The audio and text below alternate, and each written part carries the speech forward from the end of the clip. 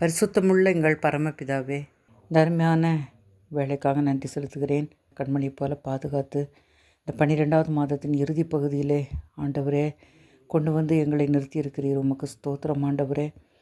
இந்த ஆண்டு முழுவதிலும் ஆண்டவரே நீர் பாராட்டின எல்லா நன்மைகளுக்காக, கிருபைகளுக்காக, விசேஷமாக ஆண்டவரே மெய்விளக்கில் அநேக செய்திகளை தந்து எங்களுடைய ஆத்துமாவை போஷித்ததற்காக நாங்கள் ஸ்தோத்திரிக்கிறோம்.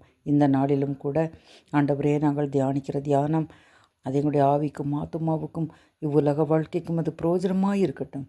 ஆண்டவரே நீர் செய்தி ஆசீர்வதியும். இயேசுவின் மூலமாய் வேண்டிக் கொள்கிறேன் பிதாவே, ஆமேன்.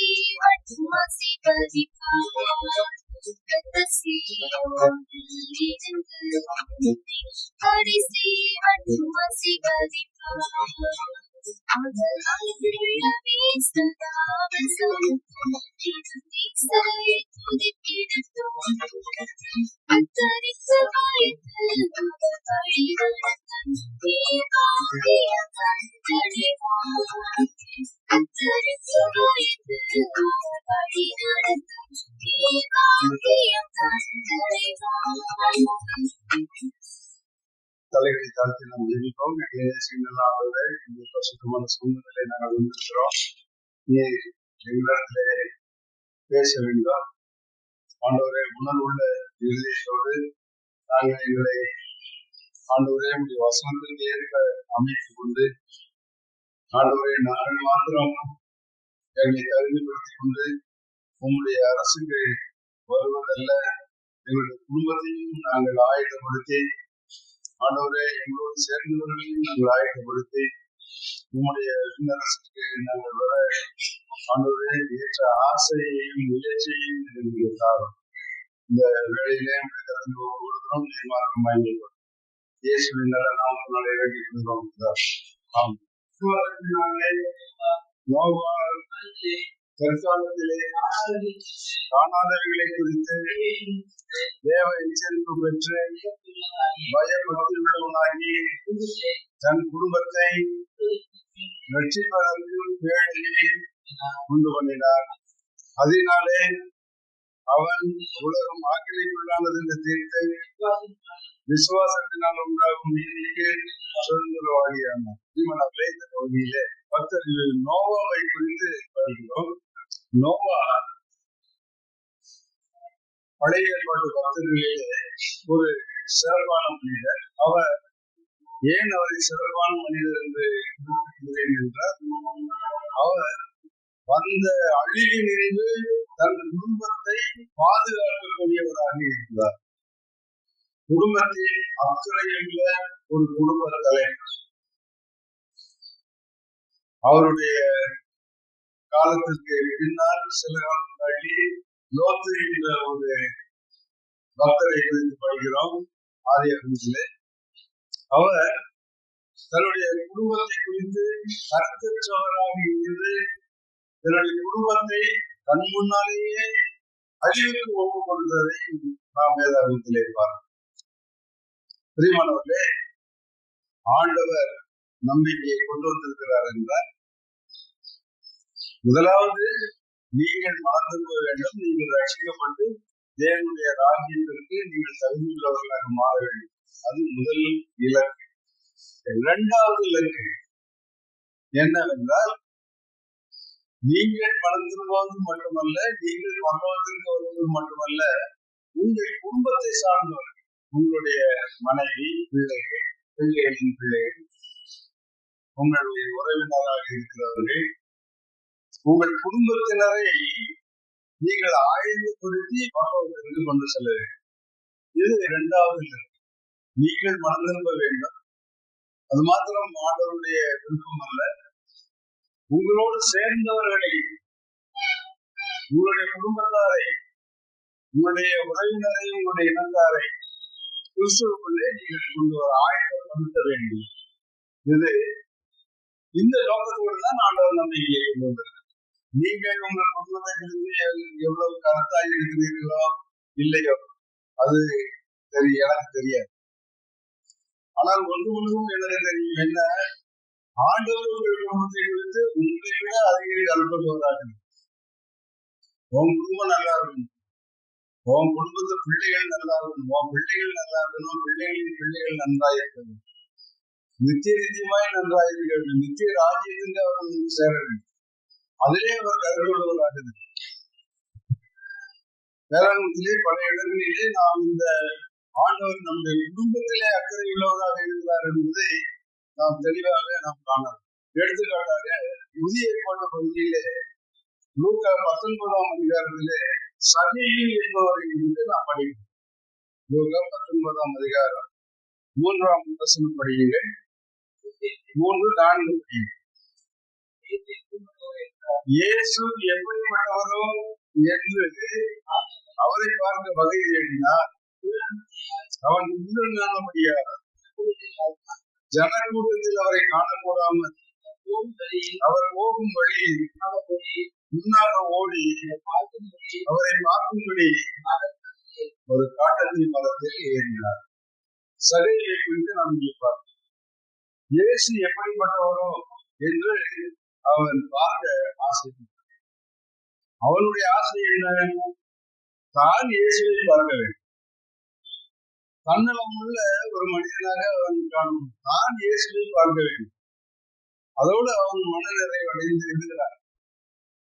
ஆனால் பாருங்கள், ஆண்டவர் எப்படி ஆசைப்பட்டார்?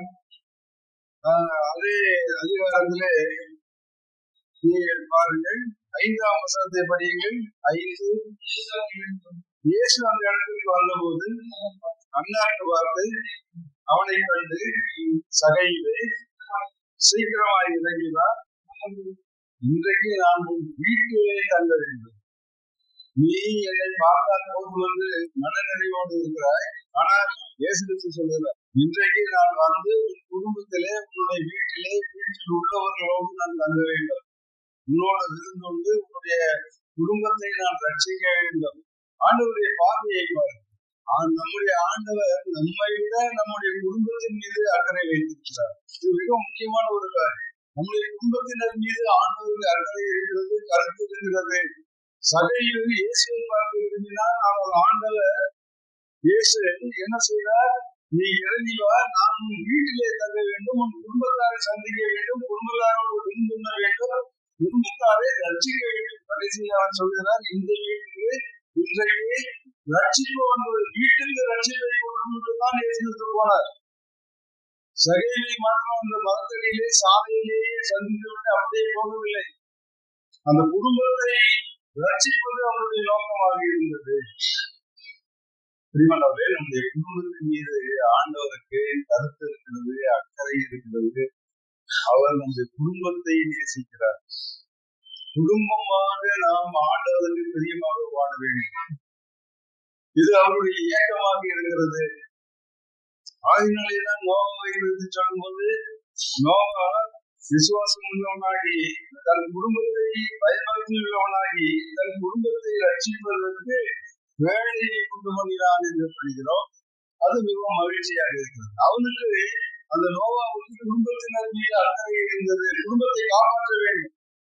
பெரியமானவர்களே, நம்முடைய குடும்பத்தை காக்கப்பட வேண்டும். வருகிற நித்திய நியாயத்திலிருந்து நம்முடைய பிள்ளைகள் தப்புவிக்கப்பட வேண்டும். நம்முடைய குடும்பத்தை சார்ந்த பிள்ளைகளின் பிள்ளைகள், பேர பிள்ளைகள், மனைவி மற்றும் அவர்களை சார்ந்த உறவினர்கள் நித்திய வெளிச்சத்துக்குள்ளே வர வேண்டும். இந்த ஏக்கம் நமக்கு இருக்கிறது. நீ ஆயத்தப்படு, நீ மறந்துவிடு, நீ என்னை கண்டுபிடி, நீ என்னுடைய ஆசீர்வாதத்தை நீ முதலாவது பெற்றுக்கொள். இரண்டாவதாக பிறகு நீ ஆயத்தப்படுது, உன் குடும்பத்தை நீ ஆயத்தப்படுத்து, உன் குடும்பத்தை கருதி கொடுத்து, உன் குடும்பத்தை ஆசீர்வாதங்களை கொண்டு வா. ஒரு குடும்பத்தின் மீது எனக்கு அக்கறை இருக்கிறது, உன்னை சார்ந்தவர்களை ஆசீர்வதிக்கிறான் விரும்புகிறேன்.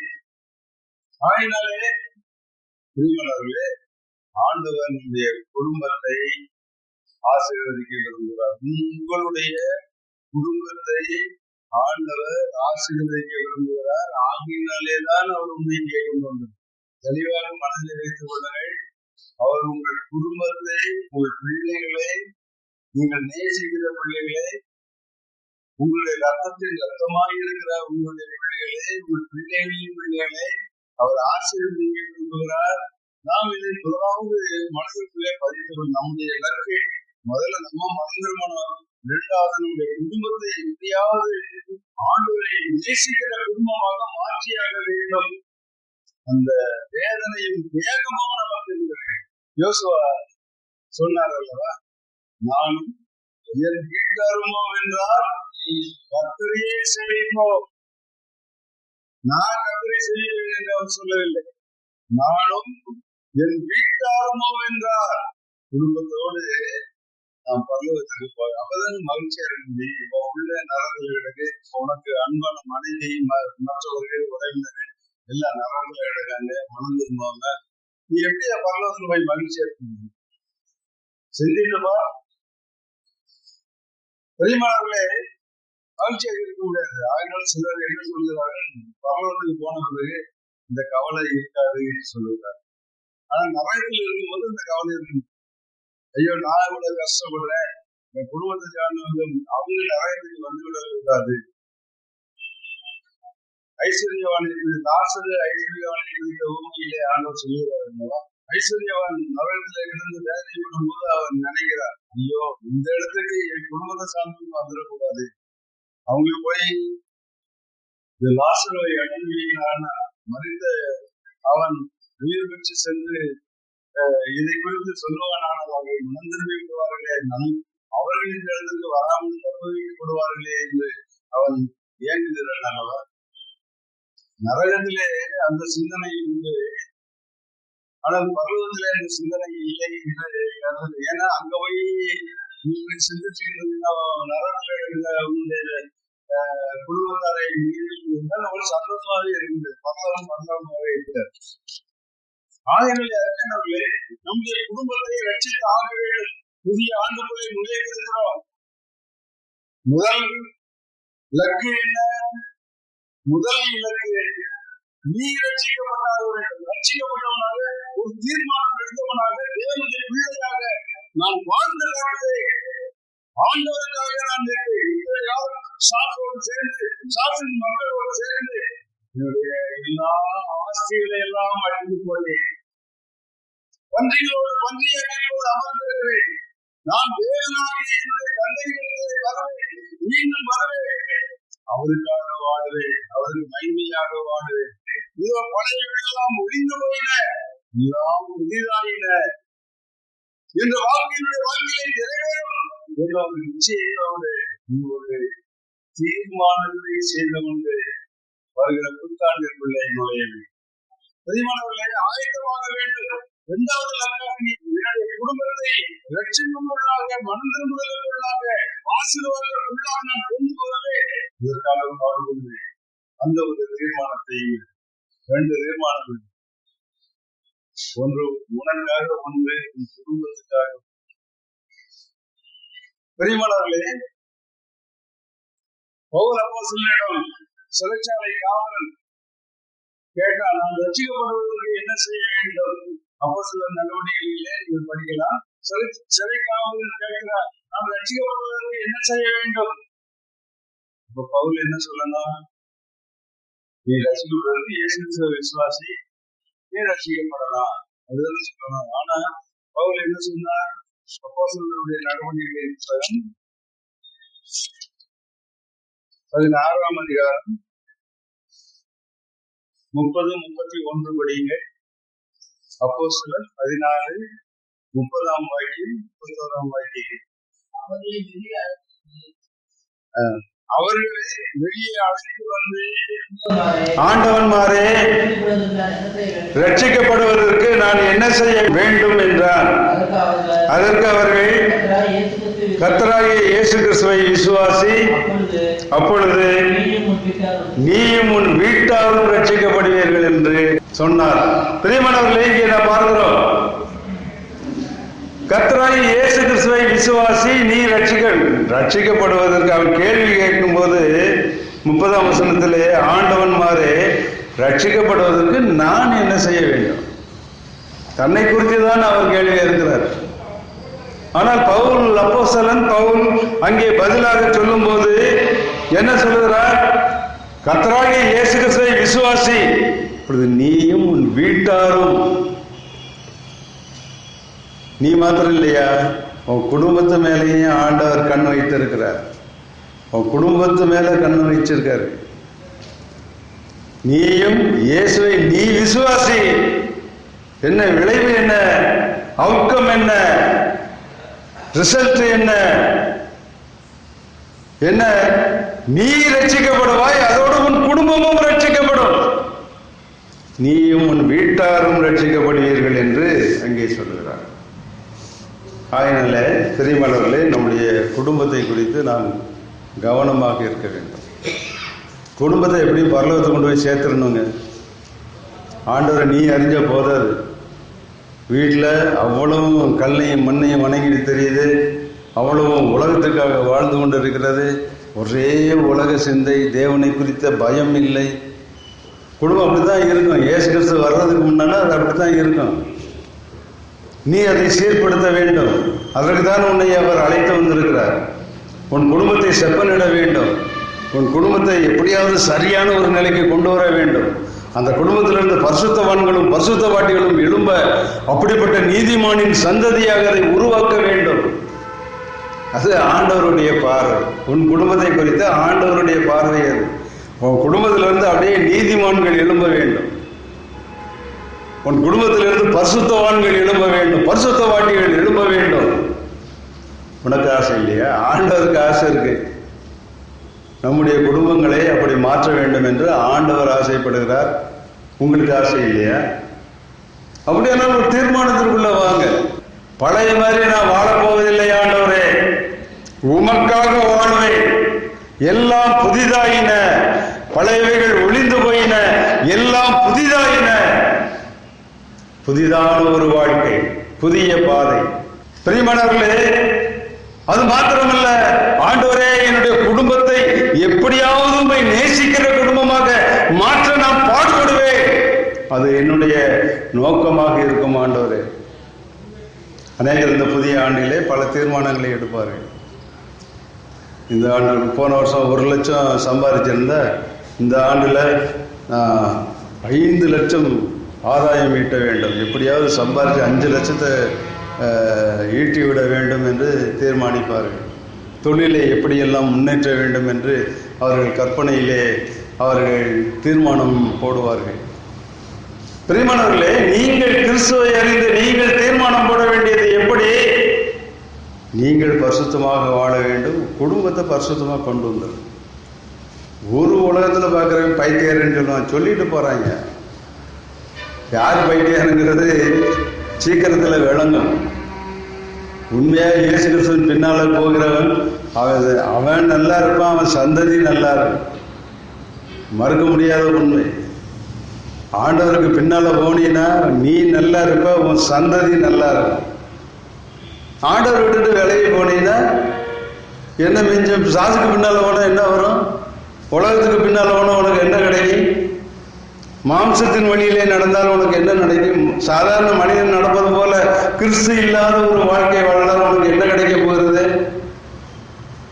மாம்சத்தின் சிந்தை மரணம் என்று இருக்கிறது.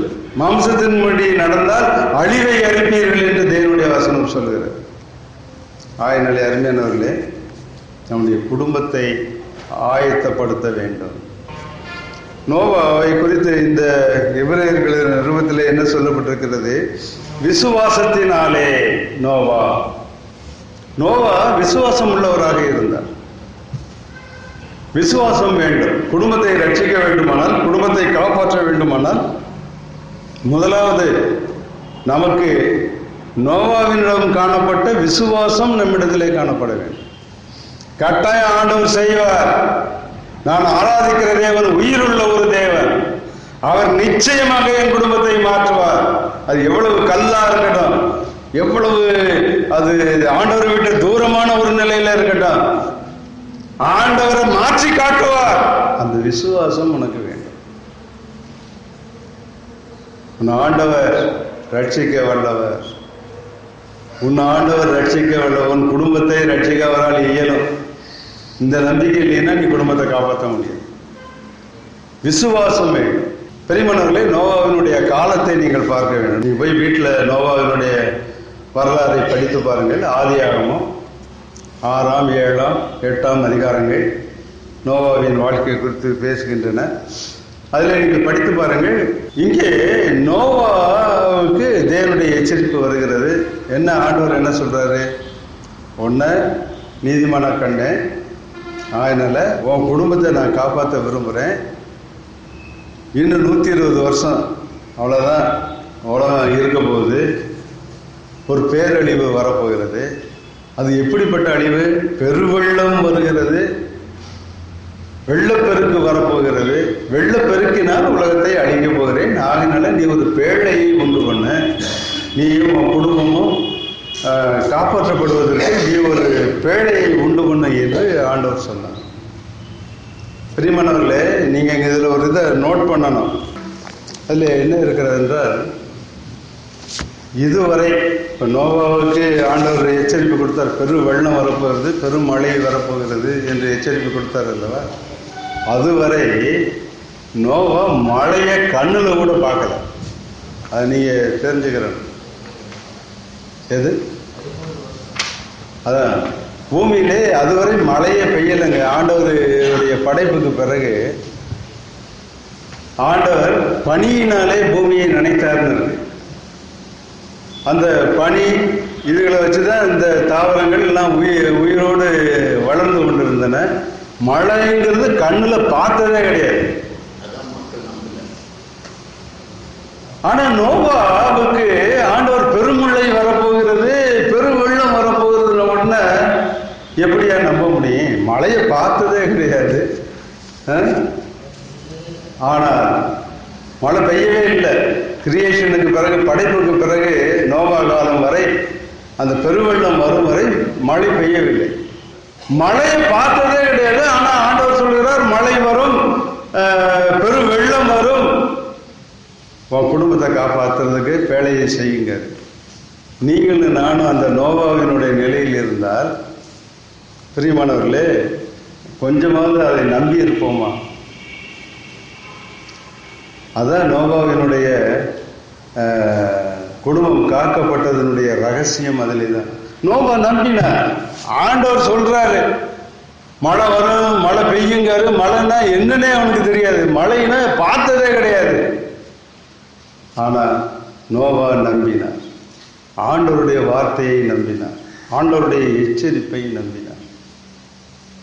நீ உன் குடும்பத்தை காக்க வேண்டுமானால் நீ ஆண்டவருடைய வார்த்தையை நம்புகிற ஒரு நோவாவாக நீ இருக்க வேண்டும். உன் கண்ணுக்கு தெரியட்டாலும் பரவாயில்ல, உனக்கு உன் மனசுக்கு அது புரிஞ்சுக்கிற முடியாததா இருந்தாலும் பரவாயில்ல.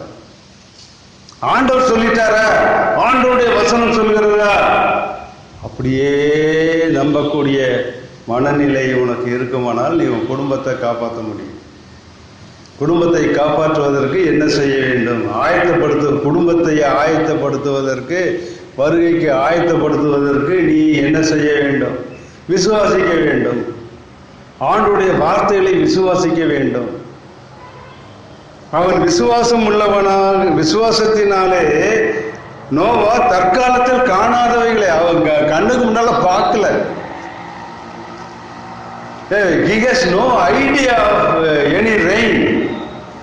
மழைனா என்னன்னா ஒரு ஐடியா, கருத்தே அவனுக்கு கிடையாது. அது எப்படி இருக்கும், எப்படி தண்ணி சொட்டு சொட்டுன்னு விழும், அதெல்லாம் தெரியவே தெரியாது, பார்த்ததே இல்லை. ஆனால் நோவா விசுவாசித்தார். தேவனை நீங்கள் இப்படி விசுவாசிக்க ஆயத்தமாக இருக்கு. உன் குடும்பத்தை காப்பாற்றணும்னா தேவனுடைய வசனத்தை, வேற அந்த இவர் ஊழியக்காரர் சொன்னாரு, இந்த ஊழியக்காரர் சொன்னாரு, அதெல்லாம் நீ நம்ப வேணாம். ஆனால் தேவனுடைய வசனம் சொல்லுவதை நீ நம்ப வேண்டும். நித்திய நரகம் இருக்குன்னு சொல்லுது. நீ பார்த்துருக்கிய? நான் பார்த்துருக்கேன்னா? நித்திய நரகத்தை இவர் பார்த்தாரு, போனவர் இவர் திரும்பி வந்திருக்காரு. பரலோகம் இருக்குன்னு சொல்றாங்க, எவரு போயிட்டு திரும்பி வந்து சொன்னார். இயேசு கிறிஸ்து போயிட்டு வந்து சொன்னார். இயேசு கிறிஸ்து எல்லாத்தையும் படைத்தவர். அவர் பரலோகத்துக்கு போனாரு, அவர் வந்தாரு, பரலோகத்திலிருந்து இறங்கி வந்தவர். அவர் சொன்னார், எல்லாம் இருக்குப்பான்னு சொல்லியிருக்காரு. Can you believe it? உன்னால் இதை நம்ப முடியுமா? நீ இதை நம்புகிறாயா? பரலோகம் இருக்குன்னு நம்புறியா? நித்திய நரகம் இருக்குன்னு நம்புறியா? மனம் திரும்பாதவன் தேவனுடைய ராஜ்யத்துக்குள்ளே அவன் பிரவேசிக்க மாட்டான் என்று தேவனுடைய வசனம் சொல்லுகிறதே, இதை நீ நம்புகிறாயா? அது இந்த காலில் வாங்கி இந்த காலில் விட்டுட்டு ஓமாட்டில் வாழ போகிறாய். விசுவாசிக்கிறவன் மட்டும்தான், தேவனுடைய வசனத்தை அப்படியே விசுவாசிக்கிறவன் மட்டும்தான் குடும்பத்தை காப்பாற்ற முடியும். பிரியமானவர்களே, நோவாவை போல நாம் குடும்பத்தை பேழைக்குள்ளே கொண்டு வந்து சேர்க்க வேண்டும். விசுவாசம் உள்ளவனாகி நோவா காணப்படாதவைகளை குறித்து தேவ எச்சரிப்பு பெற்று பயபக்தி உள்ளவனாகி தன் குடும்பத்தை ரட்சிக்க ஒரு பேழையை உண்டு பண்ணினார். குடும்பத்தை ரட்சிக்க, குடும்பத்தை ஆயத்தப்படுத்த, குடும்பத்தை காப்பாற்ற, குடும்பத்தை அழிவினின்று மீட்டெடுக்க அவன் ஒரு பேழையை உண்டு பண்ணினார். குடும்பத்தை காப்பாற்றுவதை இலக்காக வைத்துக் கொள்ளுங்கள். நீங்கள் முதலாவது ஆயத்தப்படுங்கள், குடும்பத்தை ஆயத்தப்படுத்துங்கள். தேவன் நிறைவான ஆசீர்வாதத்தை வரும் ஆண்டிலே உங்களுக்கு தருவார். ஆமென்.